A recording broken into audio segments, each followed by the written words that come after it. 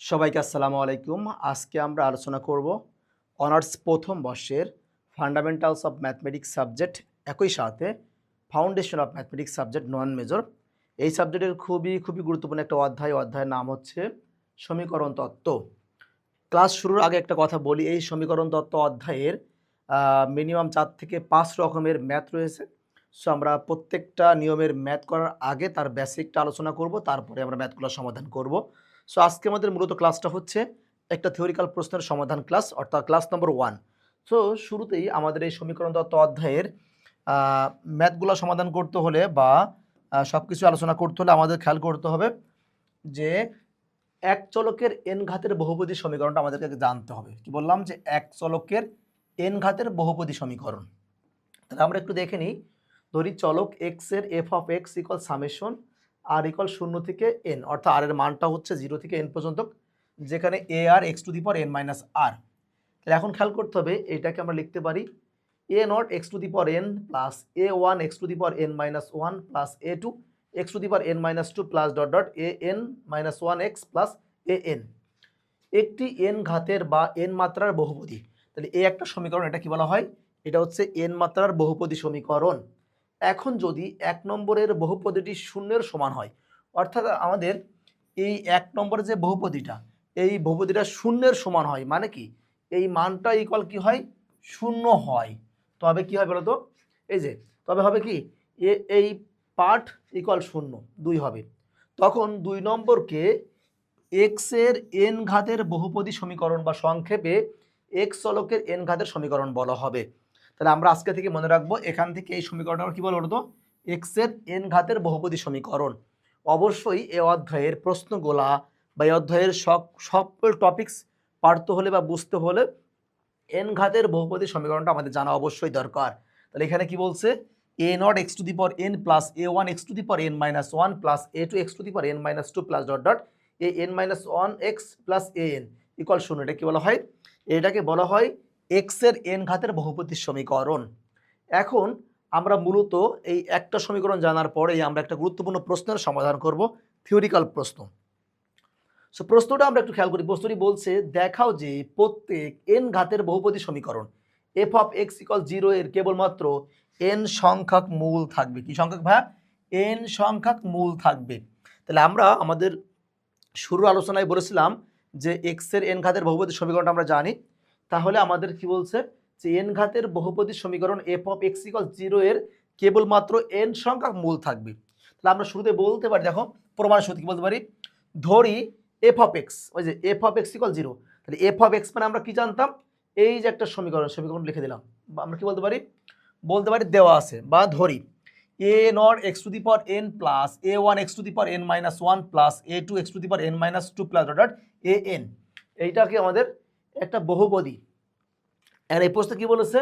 কেবলমাত্র এন সংখ্যক মূল বিদ্যমান থাকবে। এখন খেয়াল করতে হবে। সুতরাং বীজগণিতীয় মৌলিক উপপাদ্য সাহায্যে এফ অফ এক্স ইকুয়াল 0 এর কমপক্ষে একটি মূল বিদ্যমান থাকবে। তাহলে আমাদেরকে এখানে নতুন একটা উপপাদ্য আসছে, কি বলতো? যে বীজগণিতীয় মৌলিক উপপাদ্য। তাহলে এই প্রশ্নটা সমাধান করার সময় আমাদেরকে কি জানতে হবে? বীজগণিতীয় মৌলিক উপপাদ্য খেয়াল করতে হবে। প্রত্যেক N greater than or equal 1, অর্থাৎ এদের মানটা 1 এর সমান বা 1 থেকে বড় ঘাতের বহুপদী সমীকরণ এফ অফ এক্স ইকুয়াল 0 এর কমপক্ষে একটি বাস্তব অথবা অবাস্তব মূল বিদ্যমান থাকবে। এটা কার উপপাদ্য?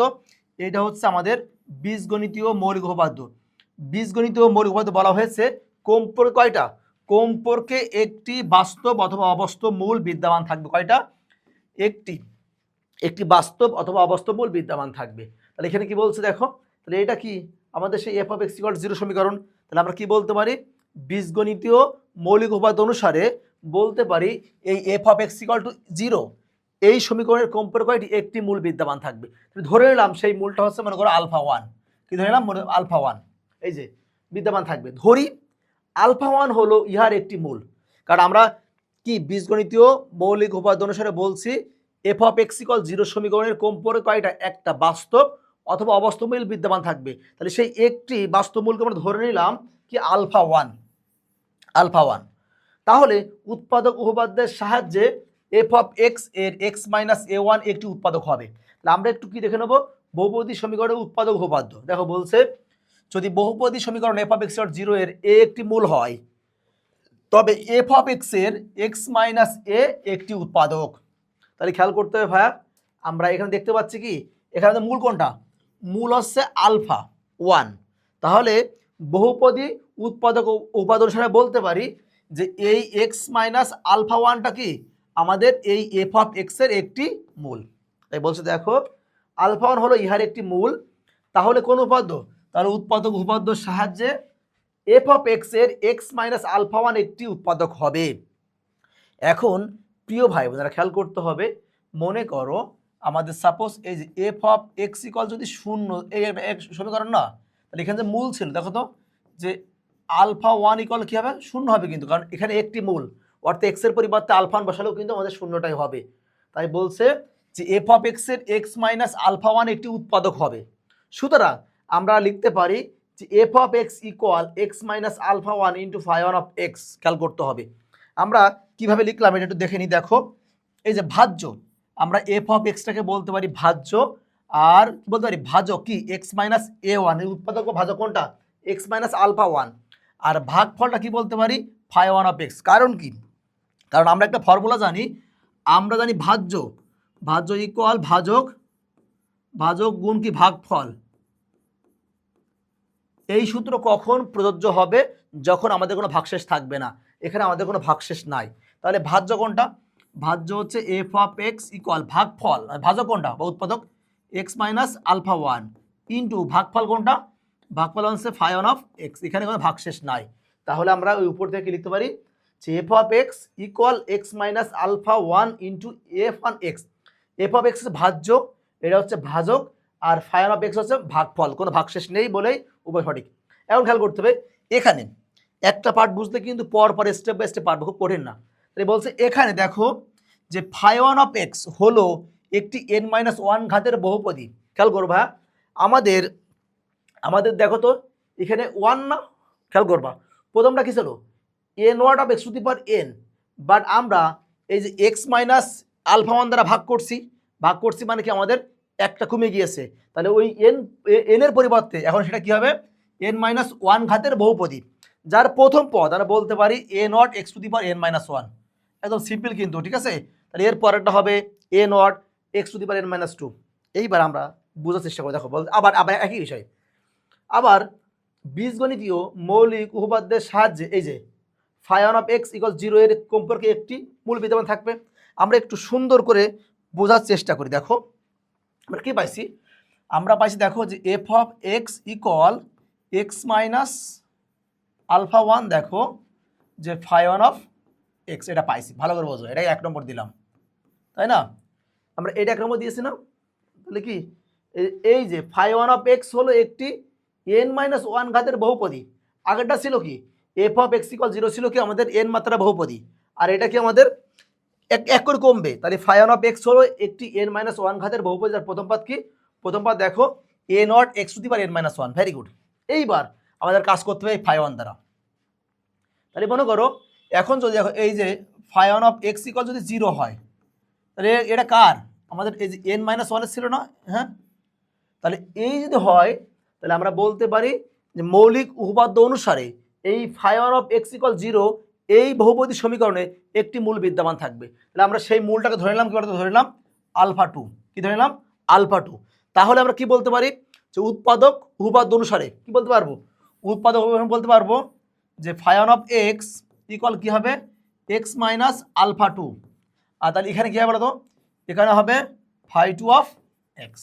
এই দেখো বলছে বীজগণিতিক মৌলিক উপপাদ্য সাহায্যে phi one of x equal zero এর সম্পর্কে একটি মূল বিদ্যমান থাকবে। একই লেখা বারবার, ধরি আলফা টু হলো ইহার একটি মূল আগের মতো করেই, তাহলে উৎপাদক উপপাদ্যের সাহায্যে ফাই ওয়ান অফ এক্স এর এক্স মাইনাস আলফা টু একটি উৎপাদক হবে, আগের মতো লিখবা। সুতরাং ফাই ওয়ান এক্স মানে কী হবে x minus alpha two into alpha two এই ফাই টু মাইনাস এক্স। তাহলে এখন এটা কী হবে, এটা যদি এন মাইনাস ওয়ান ঘাতের হয় তাহলে এটা কোন ঘাতের হবে এন এক্স, এটা কী হবে এন মাইনাস টু ঘাতের, মানে a not x to the power n minus two. আশা করি ভেড়ে বুঝতে পেরেছো। তাহলে এটা আমাদের কয় নম্বর বলো তো, এটা 2 নম্বর। এখন আমরা এই ফাই ওয়ান অফ এক্সের মানটা 1 নম্বরে বসাবো। অতএব যে এফ অফ এক্স ইকুয়াল, খেয়াল করবা, এক্স মাইনাস আলফা ওয়ান কত, x minus alpha two phi two of x. আমরা কি এই এই যে ফাইন অফ এক্সের মান, এক্সের মান 1 নম্বরে বসাই, তাহলে আমরা এই ফাইন অফ এক্সের মানটা 1 নম্বরে বসালে এটা হয়েছে। তাহলে ভাই আমরা এখানে কয়টা মূল ধরলাম, 2টা, এরপরে যদি আরেকটা মূল তিনটা মূল হবে একইভাবে, 3টা মূল হলে কী হবে, তাহলে এখন কি, এখন এইটা আমাদের মূল হয়ে গেল না, এই যে, তাহলে এই যে phi two of x equal 0, এই যে phi two of x equal 0 কত n মাইনাস 2 ঘাতের হলে, তাহলে আমরা বলতে পারি না, এই যে ভাই পরটা কী হবে, phi two of x equal কি এক্স মাইনাস কত আলফা 3, খেয়াল করতে হবে phi 3 of x, sorry phi 3 of x, তাই না। তাহলে এই যে ফাই 2 অফ এক্সের মানটা এখানে বসাই দেবো।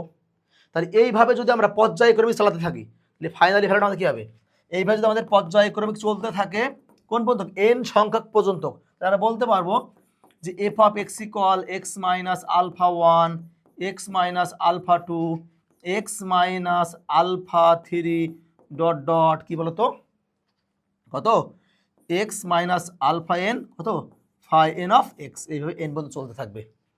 তা আমরা এখানে দেখো বলছে সুন্দর করে দেখো, এটা পেলাম, এই যে এটা তো করাইছি, তাই বলছে এইভাবে অগ্রসর হয়ে এন পদের ক্ষেপের পর, মানে এন পর্যন্ত নেওয়ার পর আমরা কী পাবো, দেখো তো লিখলাম যে F of x equal x minus alpha one, x minus alpha two, x minus alpha three dot dot x minus alpha n dot dot phi n of x. Very good, এবং ক্লিয়ার। আমরা এখানে phi n of x হলো একটি n minus n equal 0 ঘাতের বহুপদী। কারণ কি ভাইয়া, আমাদের এই ফাই এন অফ এক্স হলো একটি কি, আগে ছিল কি, আগে 1 ঘাত হলি এন মাইনাস 1, 2 হলি এন মাইনাস 2, 3 হলি এন মাইনাস 3, এখন কোন বন্ধক, এখন হচ্ছে এন, তাহলে কী হবে এন মাইনাস এন ইকুয়াল 0 ঘাতের বহুপদী। তাহলে আমাদের ফাই এন অফ এক্সের মানটা কি 0 ঘাতের বহুপদী না, অর্থাৎ এই যে ফাই এন অফ এক্স, খেয়াল করতে হবে, আমরা একটু দেখে নিই যে a not x to the power n minus 1, কারণ কি, কারণ আমরা দেখেছিলাম যে ফাই ওয়ান অফ এক্স হলে আমাদের এমন হতো যে a not x to the power n minus 1, phi two of x হলে আমাদের কত হতো a not x to the power n minus 2। এখন যেহেতু ফাই এন অফ এক্স মানে কত হবে a not x to the power n minus n, মানে হচ্ছে a not x to the power nought, মানে হচ্ছে এ নট ইন্টু 1, মানে হচ্ছে এ নট। তাহলে ফাইনালি আমরা পেয়ে গেলাম যে phi n of x equal a not x to the power n minus 1, অর্থাৎ এ নট যা ধ্রুবক। তাহলে আমরা 3 নম্বরে এর মানটা বসাই দেবো, তাহলে এর মানটা হচ্ছে a not x minus alpha 1, x minus alpha 2 dot dot x minus alpha n, খেয়াল করতে হবে। এই যে 4 নম্বর, এখন alpha i belongs to alpha 1 alpha 2 dot dot alpha n, মানে আমাদের যদি এই আলফা 1 আলফা 2 আলফা এন এর মানটা কি, আলফা এটা কি হয় এইগুলোর উপাদান হয়, মানে এইগুলোর উপাদান যদি আলফা হয় তাহলে 4 নম্বর হতে পায়। দেখো তো এক্স এর পরিবর্তে আমরা কি বসাবো, এক্স মানে বসাবো হচ্ছে আলফা আই, তাহলে আলফা বসাই দাও, আলফা আই ইকুয়াল, প্রথমটা যদি এক্স এর পরিবর্তে আমরা আলফা 1 বসাই তাহলে 0, আলফা 2 বসালে 0, মানে এক কথা 0 হয়ে যাবে। তাহলে বলতে পারি যে 4 নম্বর সমীকরণে এক্স এর পরিবর্তে যদি আলফা আই বসাই তাহলে কি হবে 0 হবে, যেখানে আই মানে 1 2 3 এন। তাহলে খেয়াল করতে, এই যে তাহলে শুরুতেই ভাই আমরা বলেছিলাম, শুরুতে কি বলেছিলাম যে F of x equal 0 equal F of x equal 0, এই সমীকরণে একটি মূল কি আলফা হয়, তাহলে আলফা বসালে কি হবে আলফা 1 ইকুয়াল 0, আলফা 2 দিলে কি হবে আলফা 2 ইকুয়াল 0, 3 দিলে কি হবে আলফা 3 ইকুয়াল 0, এন দিলে কি হবে আলফা এন ইকুয়াল 0।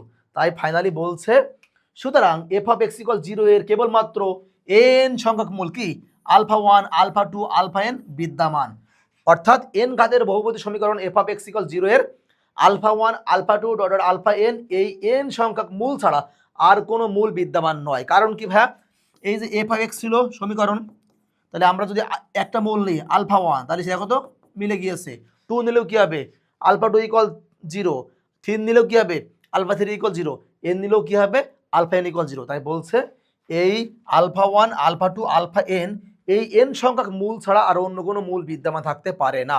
তো আশা করছি প্রিয় ভাই বোনেরা এই প্রশ্নটি তোমরা ক্লিয়ারলি বুঝতে পেরেছো, মানে এখানে লেখা আছে অনেক বিষয়, লেখা লাগবে না, বুঝলেই ক্লিয়ার পাওয়া যাবে। সো আজকের এই পর্যন্তই, দেখা হচ্ছে পরবর্তী ক্লাসে। সকলকে আসসালামু আলাইকুম।